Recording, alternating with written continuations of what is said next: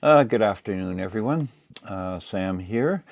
This is lecture number 9 in the Introduction to Wiccan Theology course. Today's lecture is going to deal with a couple of straight-up theological positions. Discussion of immanence and transcendence and enacted and process-based theology.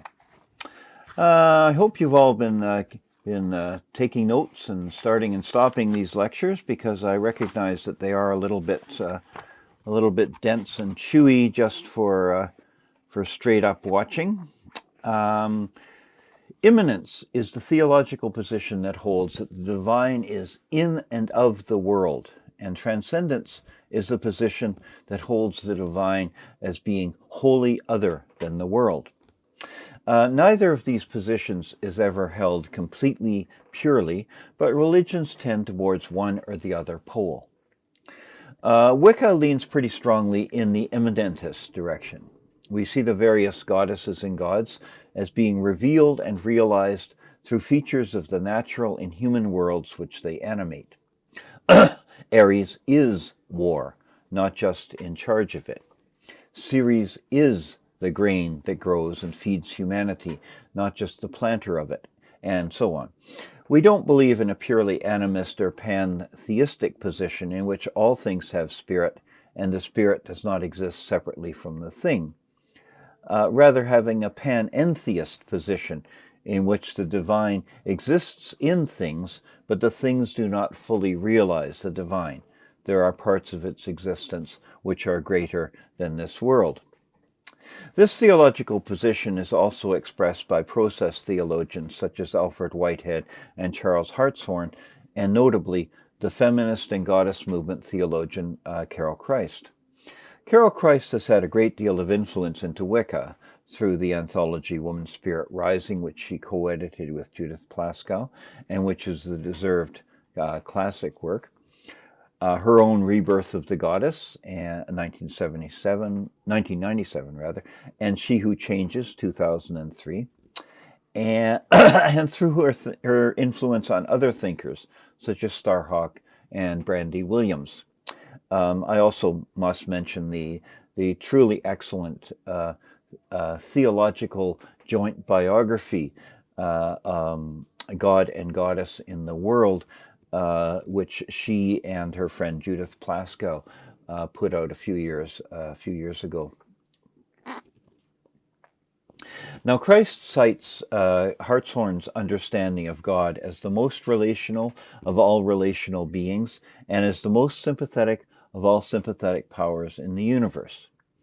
She goes further to say that if a feminist philosopher is one who assumes that women are fully equal human beings and who takes embodiment, relationality, and embeddedness in nature for granted, then Hartshorne is a feminist philosopher. That's from her book, She Who Changes. Change and touch, process, embodiment, and relationship are at the heart of many feminist reimaginings of God and the world. They are also at the heart of process philosophy. And these are key ideas in Wiccan theology as well, although with a much stronger ritual and experiential component than process theology. Central statements of Christ are fully compatible with Wiccan understandings. If all life is in process, changing and developing, growing and dying, and even the divine power that participates in changing life, the self is relational, social, embodied, and embedded in the world. Feeling, sympathy, relationship, creativity, freedom, and enjoyment are the fundamental threads that unite all being in the universe, including atoms and the divinity. Through experience, our felt perceptions of our bodies and minds as embedded in personal and structural relationships in the world at any moment, experience gives rise to questions that are not immediately answered within it. Experience, in other words, cannot be reduced to language. A couple of lectures ago, I talked about the ceremonial magical rite of the Bornless One, Liber Semek. This ritual for the celebration and enhancement of personal power and efficacy explicitly recognizes the divine connection of each individual and their personal divinity. This is both an immanentist ritual and a transcendentalist one. By recognizing the indwelling spark of the divine in each person, it is immanentist, and by connecting that spark to the larger thing beyond the individual of which it is a part, it is transcendentalist. This blended approach, the panentheist approach, is typical of Wiccan ritual and theology. I am goddess, but goddess is not complete in me. There's a part of yourself that was not born with your body, a spirit or soul which is immortal and which is like a goddess or god, a small fragment of the universal force and the all. This part of yourself can be said, on the old magical principle as above, so below, to be the same as the infinite power of existence. And as the great creative force is infinite, so any fragment of it is also infinite. The indigenous religions of non-industrial cultures around the world also have a great deal in common with Wiccan understandings. As Dolores LaChapelle summarized it, most native societies around the world had three common characteristics. They had an intimate, conscious relationship with their place. They were stable, sustainable cultures, often lasting for thousands of years, and they had a rich ceremonial and ritual life. They saw these as being intimately connected. We can think of indigenous ritual and ceremony as a spiritual and practical technology with which to deepen a connection to the divine in the physical world and align our own purposes with it. That's Dolores LaChapelle Ritual, the pattern that connects in Deep Ecology for the 21st Century. That's where I got that from. From LaChapelle and others in the Deep Ecology movement, we receive the reminder that all cultures have roots in traditional nature and land-centered culture, including the Western European cultures.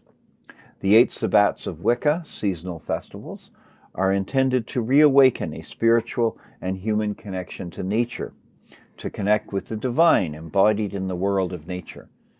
But nature in the abstract, the nature of this forest, that river, this season of growth and harvest expressed in this unique place, not nature in the abstract.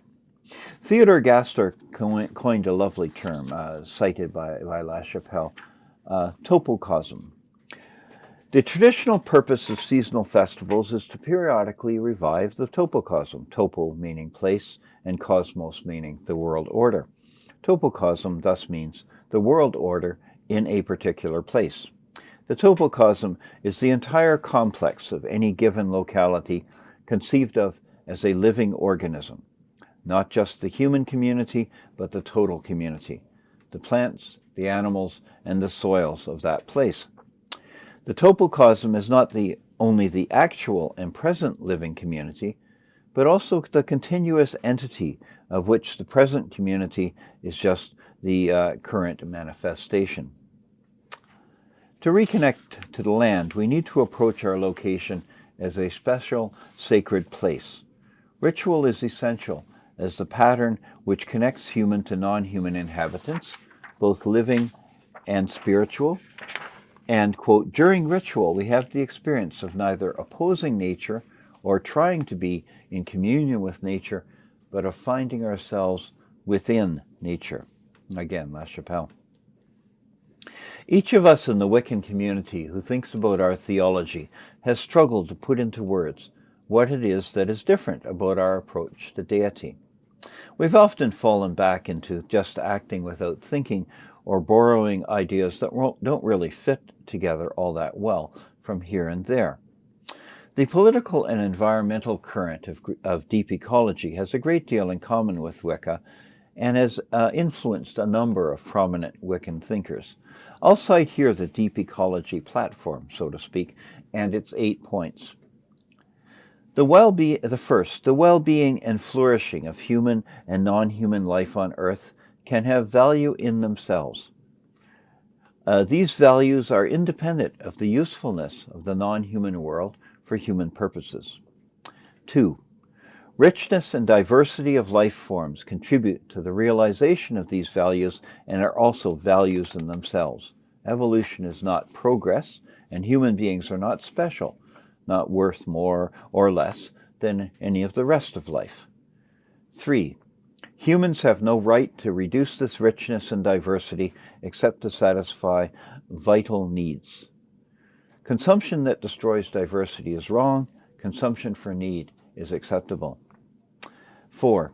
Present human interference with the non-human world is excessive, and the situation is rapidly worsening. Global warming should make that abundantly clear to anyone who thinks. 5. The flourishing of human life and culture is compatible with the substantial decrease of human population. The flourishing of non-human life requires such a decrease. 6. Policies must therefore be changed. The changes in policies affect basic economic, technological, and ideological structures. The resulting state of affairs will be deeply different from the present. 7. This ideological change is mainly that of appreciating life quality, dwelling in situations of inherent worth and value, rather than adhering to an increasingly higher standard of living. There will be a profound awareness of the difference between what is big and what is great. 8. Those who subscribe to the following points have an obligation, directly or indirectly, to participate in the attempt to implement the necessary changes. This is from Arne Naes and George Sessions in the book Deep Ecology for the 21st Century. I'll return to deep ecology influences into Wiccan theology in a while when I deal with nature spirituality. The overlap between immanentist theology and nature theology is substantial, although the two are not exactly the same. And those who emphasize nature have a different approach to ritual and are less strongly polytheistic than other Wiccans. Yes, right. Time to deal with Richard Grigg's excellent summary of feminist theologies. Grigg sees a common thread underpinning feminist theology. The divine is a relation that human beings decide to enact. And then he develops around this statement and the various issues that it creates, around the immanent and transcendent aspects of divinity, the dependence or independence of goddess and humanity, the necessity of engagement with the other to create oneself, and to create the divine in the encounter with the world, and other issues around enactment, such as sincerity, experience, meaning creation. Grigg, whose book When God Becomes Goddess is one of the books I required in the course from which these lectures are taken, is a Unitarian, not a Wiccan, and he develops his theology in ways that I wouldn't. Despite the logic of multiple enacted relationships with the divine, he tries very hard to rescue monotheism, which just doesn't work for me. The same issue emerges for me when I read Carol Christ. But there's a substantial amount of his thinking that is compatible with Wicca, and his discussion of objections to the enactment theology and plausible resolutions to them is very good.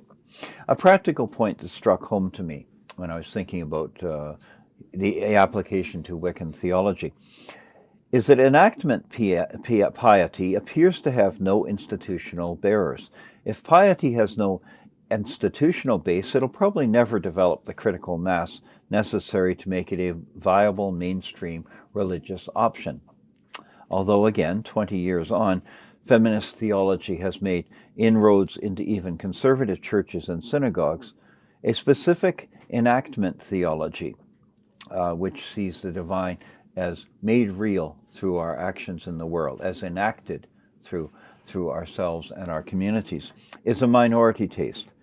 Building a Wiccan church explicitly embracing and developing from this concept of divinity has been my response. The religious person, and by extension the theologian, is always concerned with God in relation to us. Religion is a thoroughly practical affair. To continue on enacted and process-based theology. Alfred Whitehead's process theology's deity is involved and active in the becomingness of the world. His discussion of concrete human experience and interaction as foundational to a theological understanding of reality fits well with a Wiccan theology. Grigg's feminist theology of enactment, in which a relation enacted between the self and nature, other selves, and the power of being, is something very real and something more than the sum of its constituent elements. Indeed, this relation is the divine. To some extent extends Whitehead. Grigg fits well with performance theories of religion and ritual, particularly Catherine Bell, and the ritual embodiment ideas of Sordus. A methodological standpoint in which bodily experience is understood to be the existential ground of culture and self, and therefore a valuable starting point for their analysis. Quote, Grigg's enactment theologies worship and ritual in the context of commitment to the enacted goddess as a sense of participation in the divine. One does not stand apart from God, but is taken up into the divine life and purpose, in the larger reality of the relation that is goddess. Quote, is like a Wiccan understanding. Community and ritual is centrally important to enactment theology. There's a renewal of the self and of community through our ritual. Ritual is less doctrinal and more imagistic, stimulating reflection on the nature of goddesses and the way of existence they prefer, but crucially, not providing binary options. Shawn Wilson's discussion of the indigenous research method in Research is Ceremony fits very well also. The shared aspect of an indigenous ontology and epistemology is relationality. Relationships do not merely shape reality, they are reality. The shared aspect of an indigenous axiology and methodology is accountability to relationships. Grigg captures a sense of immanent divinity enacted in relationships and human processes, which goes a long way towards a useful theology of groups in Wicca. Grigg represents a systematic and effective, formally consistent reading through feminist theology. Rosemary Reuter, Carol Christ, Judith Plaskow, and Mary Daly, and important non-feminist theologians and thinkers like Paul Tillich, Martin Buber, Immanuel Kant, and William James, where they are useful. And he sticks pretty firmly to a functionalist approach. Grigg sees a common thread in feminist theology. The divine is a relation that human beings decide to enact, and develops as an argument around this relation and the issues it implies: the immanent and transcendent deity, dependence or independence of deity and humanity, the necessity of engagement with others to create oneself and to create the divine in the encounter, and other issues around enactment, sincerity, experience, and meaning creation. His desire to rescue monotheism from the logic of his argument marred an otherwise quite excellent discussion, and his lack of occultist training, which is still an important part of the Wiccan worldview, limits his applicability for my purposes. I talked earlier about Carol Christ's process theology, which owes a great deal to Hartshorne. Christ opts for a personal goddess of love and good, understanding her as being, quote, the intelligent embodied love that is in all being, a personal presence who cares about the world, quote, as a theological starting point. Beginning with the body and the world as the body of God in physical and material terms, Christ affirms change and embodiment, touch and relationship, power with, not power over, the world as co-created, this life rather than hope for another, and the fragmentariness of all knowledge, and arrives at a theological position that is very compatible with Wicca. However, Christ's theology has a weak ecclesiology, as her anti-hierarchic bias militates against privileging one set of connections over another, or the creation of strong communities and groups. Now, Constance Wise, in her process epistemology of Wiccan occult knowledge in the Pomegranate, also points towards an emergent theology. Wiccan epistemology could be framed as follows. Human knowledge arises from a root sense, which humans share with all beings, of existing in relation to all events and to the whole of a processive universe. Human perceptions and interpretations of the world obscure this core knowledge, but we have access to it through our bodies.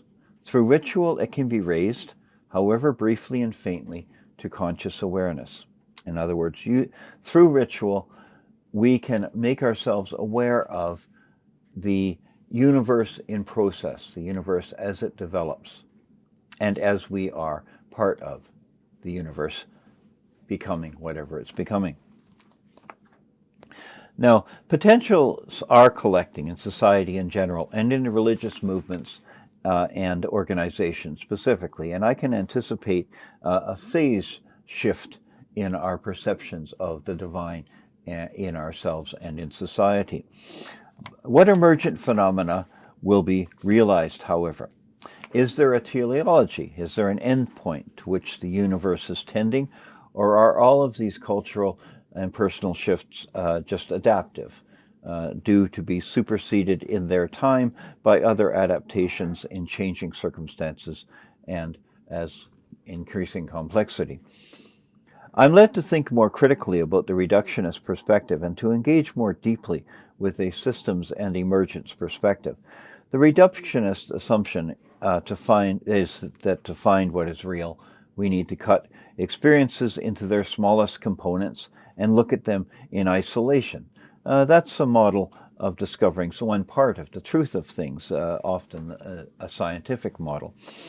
By doing this, however, we lose the emergent properties of complex systems, such as consciousness and subjective experience, the emotional value of touch, and the sensual pleasures which give texture to life. The scientific method, reductionist, removes the observer from the observation, which is very valuable in its area. But it's a mistake to confuse a method with a conclusion about the nature of reality. The word objective has come to be equated with true, while the word subjective is untrue. But a purely objective view of the world, a world devoid of subjects, is necessarily an incomplete account of the world, which does not account for a key property that emerges from complexity, which is consciousness. By reducing truth to fact, we lose experience in our subjective reality. By removing ourselves from nature methodologically, we can believe that we aren't part ontologically. Reality is connection, embeddedness in a web of relations and significance. We can't pull the human being out of religious experience and can't build a theology that's not rooted in our experiences in community with the goddesses and gods, in communion. By following a reductionist path, by trying to abstract away the specific details of our divine encounters, we find the lowest common denominator, and there's no gods there. Nor is there anything else that makes life worth living. There's no joy, there's no love, there's no passion, there's no nuance, there's nothing human. Subjectivity is not just about aesthetics. It is an emergent property of complex physical systems, of engagement, experience, consciousness, an entire dimension that is overlooked by purely objective views of the world. By marrying Grigg's enactment theology with the occult idea of the Egregore, the collective group mind, an autonomous psychic entity that's made up of and influencing the thoughts of a group of people, we may have the foundation to a Wiccan ecclesiology. The Egregore, which is created by any group of people who are intensely involved with each other, usually dissipates when the group is dissolved. It begins as a reservoir of power, a focus of the shared purpose of the group, a creative project, and an amplifier of prayer at the earlier stage when it is consciously or spontaneously created, fed, and reinforced. Many Wiccan covens create this entity from the group mind that naturally emerges in their activities. Naming it and investing it with personal characteristics, feeding and worshipping it, transforms it from a tool to a partner with the group members and an actor in the world expressing the ideas and the spiritual goals of the group. In the religion of voodoo, it's common for notable individuals to become deities, loa, after their deaths. Their souls are called, worshipped, fed, and invoked into the bodies of priestesses and priests, and asked to help their worshippers. Voodoo practice and theology is a valuable source for developing Wiccan ecclesiology because of similarities between our religions. The egregore, through a conscious effort of will, can be made stronger, can be fed, and become more powerfully present in the lives of people involved in the group, and can outlive its founders, although it remains attached to the groups that are descended from them. Wiccans participate in the divine. We co-create the gods by expressing them, not apart from, but swept into the divine purposes. Now, the egregore may seem like a sort of abstract idea, but let me, for those certainly who haven't had a lot of experience in covens, a well-documented egregore was an experiment by the Toronto Psychic Society. They consciously created a ghost of a man who never lived. A group came together every week to communicate with the ghost that they knew they had invented, and he came, resulting in psychic phenomena of the classic types. They got together, they wrote up a fictional portrait of this fellow, his birth, his family life, where he lived, what sort of things he was interested in. They made it as real as they could, but they remained aware that it was fictional. And they called him, and he came. And I had the pleasure of talking with one of the people who had been involved in this Toronto Psychic Society experiment. It was back in the 1970s, documented in Iris Owen and Margaret Sparrow's book Conjuring Up Philip, An Adventure in Psychokinesis. And he talked about how they would appear every now and again, even years later. This little group who called up Philip would get together and have a seance, and Philip would come. He stuck around. Gods of agriculture, for example, they came into existence at the same time as agriculture did. They grew out of the spirit, and they developed jointly as it developed, both human and divine efforts working in tandem, prodding and shaping it. Deities and guardian spirits come into being whenever any group of people work together consistently on some project, or are involved with and identify with one another. The common experience of a group mind, when a wonderful coordination of effort and thought strikes a group of people, and they're suddenly doing the same thing toward a common goal at a high level of feeling and effectiveness. This creative process, if unconscious, as it usually is, will be erratic, short-lived, and weak in effect, with the people involved having widely differing views of what they're doing and why, and donating a very small amounts of energy each to it. Now, a guardian spirit may be slow to emerge and very weakly defined or experienced. Those few who are conscious and who do forcefully concentrate and shape the flow of energy and emotion can have an effect out of proportion to their numbers for this reason.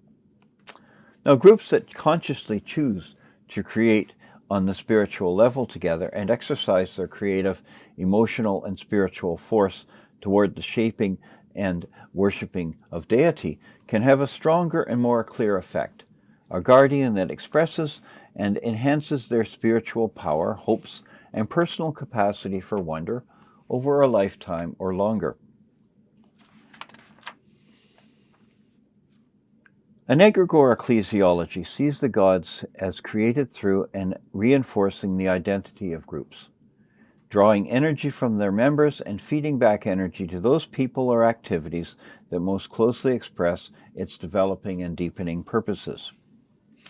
By choosing the characteristics of the developing god and consciously shaping her expression to suit the vision of the group, this creates a structure, leadership style, ritual style, and sacred stories that is mutually reinforcing, which is why one should be careful, particularly at the early stages of a congregation or temple, in the types of expression and whom you choose to invite and deepen your connection with. Action in accordance with a clear vision. When actions are congruent with vision, a congregation strengthens this guardian spirit in the direction of empowering that vision. Regardless of the ostensible vision, the egregore will be shaped by what people put energy into and how they express their shared spirituality.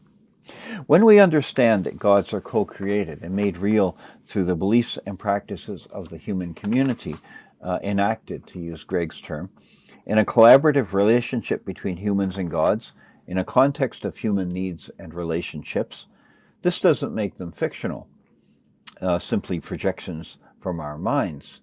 If this were true, then their effects would still be useful, but they would just be tools and not beings with whom we can have working relationships.